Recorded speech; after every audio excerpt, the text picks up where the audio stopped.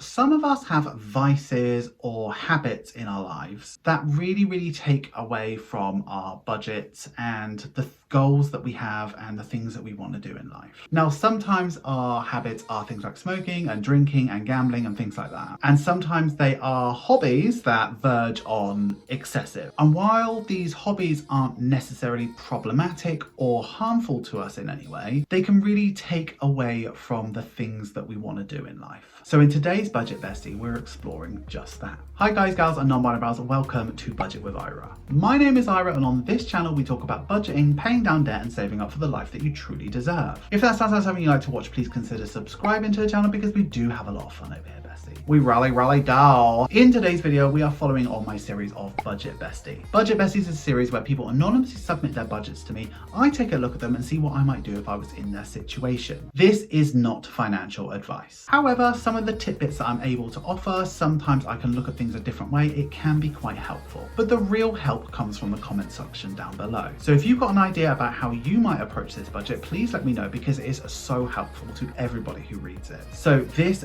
week's Budget Bestie is very interesting. So Bestie, let's get into it. So first of all, this budget is in euros. I don't know which country it is. It could be just any, but I'll probably say pounds a lot. I know I will. So when I ask what their main financial goal is, they say, I would like to save money and buy my home. I would like to go on holiday too. I'd love to go to Harry Potter Studios once in my life.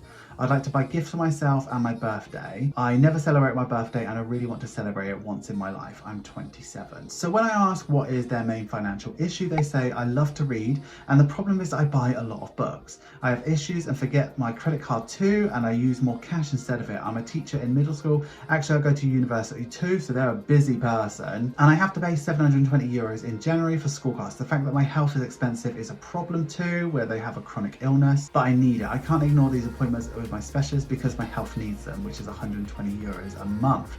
I have lactose allergy, so my groceries are quite expensive. I have to buy everything lactose free, but if I have to go to vegan shops, which are expensive. So they also say that they don't have any children. I live at their mum's place because she's sick and can't live alone. Pay 200 euros per month to buy groceries and I buy everything we need here. I pay 25 euros for transport, but in October it will raise to 70 euros. And then there's a couple more bills as well. So let's talk about this. This person spends 250 euros per month on books, which is a lot. I mean, off the top of my head, in a year, that's 3,000 euros on books. So I know there's easier ways around this. So obviously we don't want to put this person in a situation where they just don't have their books and they don't have the things that they enjoy in life, but there's ways that we can sort of limit it and still enjoy books but not spend quite as much money on it. So Bestie, I think it's time to take a look at this. Let's get budgeting, Bestie. Okay, here we are getting down to it with this person's budget. Today we're going to be using the Paycheck Bill Tracker Notepad. It is a stunning little thing that is really good for beginner budgeters or people who are experienced and like to make a lot of changes, because you can just tear off the budget if you make a mistake or if something changes and just start again. So it's absolutely beautiful, but we do need to get into this budget, so let's get cracking. Now this one's going to be fairly easy because there's not really a lot going on with it, but I will talk about the changes that I would potentially make if it was my budget based off of what I know. So let's start with income. So the income, first of all, is 1,400. There's no sort of wiggle room with that. And I believe this is in euros, so I don't even know which country this is. So something might seem a little bit high, some things might seem a little bit low, but you know, it's all relative. So let's start with the bill. So this person has health complaints, so they do need to pay a little bit towards health each month, which is £120 for them. And then obviously health insurance, which obviously helps along the way. So the health insurance is 56.22. Then they have their internet and phone all in one package. Internet and phone, and that is 38.48, which seems really reasonable. I don't know what country this is or whatever. And then they have a Nespresso subscription because that's their like bit of enjoyment. That's 19 euros a month, and they have to pay that until January. So even if I said get rid of it, they have to have it because it's like an agreement. And then they have credit card insurance. So credit card insurance, which is €3. So that actually comes up to 236.70, which leaves them with 1,163.30. So let's take a look at these envelopes next. So first off, they've got groceries, and they buy groceries for the whole household, and they do €200 for that. So that seems to be working for them. And then they're saying in October their transport goes up to €70.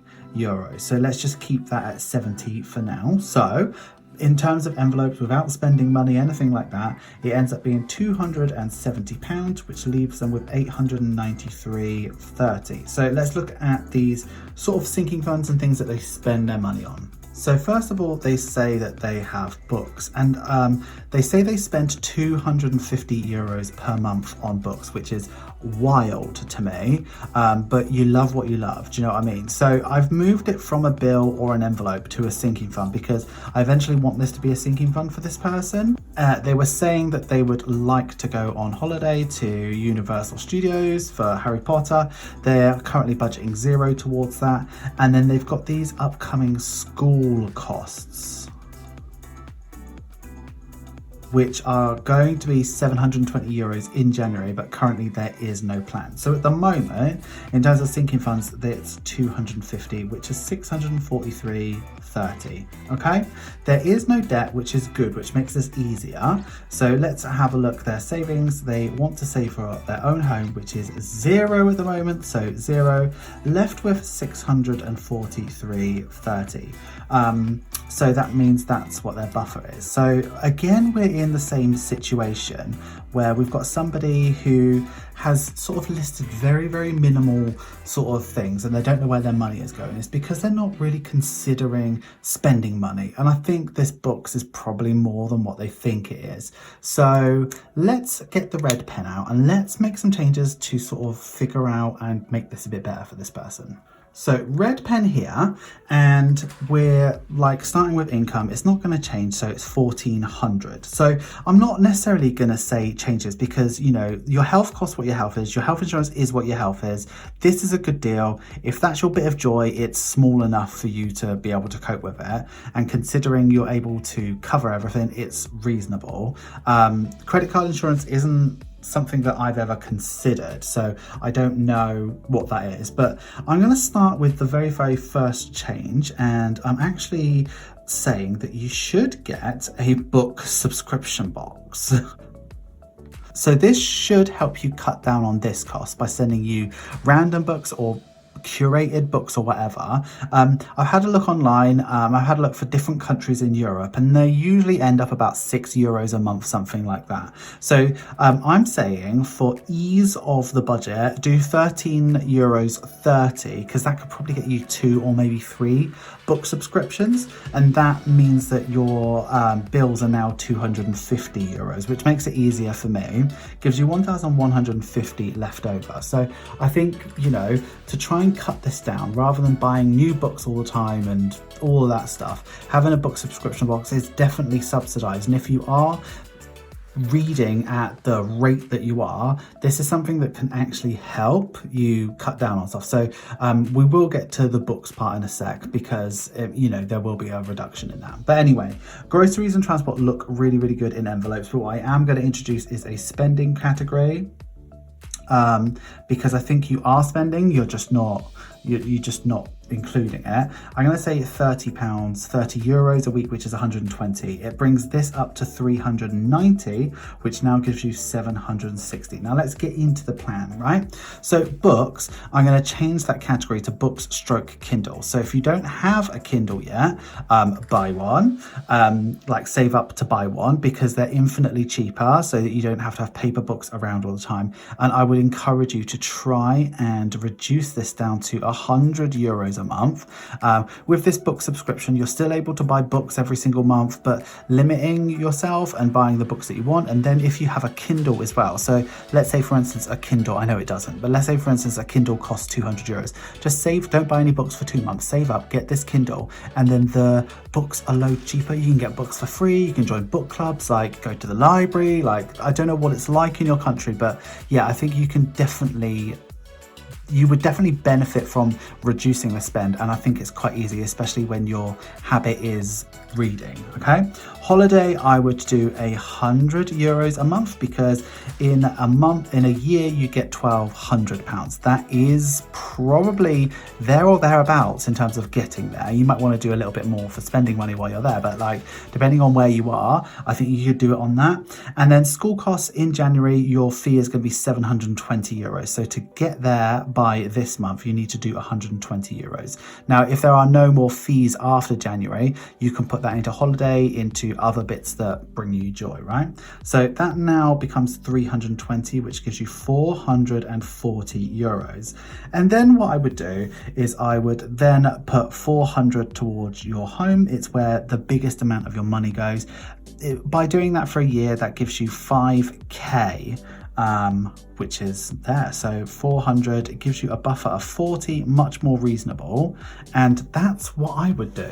Now, I know this budget is very, very short and sweet, Bestie, but I wanted to do this budget, Bestie, just because this is someone who's got, you know, a lot of stuff going on in their life. They're looking after their mum. They've got health conditions of their own. It doesn't seem like they're doing really, really bad things with money. They've got their like simple joys in life, which is reading and coffee and things like that. And that should be definitely something that is nurtured and not just cut from the budget. So if you're in a situation like this where you have no debt and you're really working towards a goal, like saving for your home or something like that, I would always say, don't completely cut out the things that make you truly happy, because you will not stick to it. But what I would do is try to find smarter ways of feeding your addictions, and for this person it's reading, while having things to look forward to like your holiday, and then making sure that you achieve your goals. So rather than stripping books out entirely and saying go to the library, like, let's be realistic, you are still going to do that. Give yourself a bit of grace, give yourself a bit of wiggle room. And you know, if you don't want to spend all that spending money on spending and you want to spend it on books, then go for it. It's your money. But I would definitely encourage someone who is in a similar position to this to not just completely say, well, I'm not having any books now, I need to get a home. Just to make sure that you are still taking care of yourself, make sure you're still enjoying the things in life that you truly enjoy, but sort of curbing them down a little bit so that you can achieve your goals, because it is not sustainable to spend 250 euros per month on books if you want to go and buy a house, because this money somewhere is going. So having a bit of greater control over your money will definitely help you out. So this is what I would do in this situation. What would you do, Bestie? Hi guys, guys and non-bypass, thank you so much for getting through to the end of the video. You know I love it when you get through to the end of the video. Please give this video some love. Make sure you like, comment, share and subscribe. And if you are going to comment, please use this emoji. What sort of vices do you have within your budget that you try to limit but also just can't not avoid? For a lot of people it's takeaway, but for me it's vaping. I know it's something that I could give up, but it's not something that I want to give up. So I limit it down, and if you remember from old budgets, I used to spend hundreds per month on cigarettes. So I feel like I'm in a much better place. So I'm pleased with what I'm doing, not got any plans to change it. But let me know what yours are. Let me know in the comments down below. I would love to. I'm so nosy, Bestie. Thank you so much for being here, Ben. Extra special thank you to the channel members and the patrons who make all of this possible. I truly mean it when I say without you, Besties, I would not be here. Patrons get exclusive content, sneak peeks, and significant discounts off my Etsy store. So if you would like to join them and support me over on Patreon, please take a look at the link in the description. You will not regret it, Bestie. That's all we have for this week's Budget Bestie. And until next week's Budget Bestie, I would like you to have a wonderful day, have a wonderful week, and have a wonderful budget. Always remember, don't trust Ira. And Bestie, I will see you on the next one. Thank you so much for watching. Bye bye.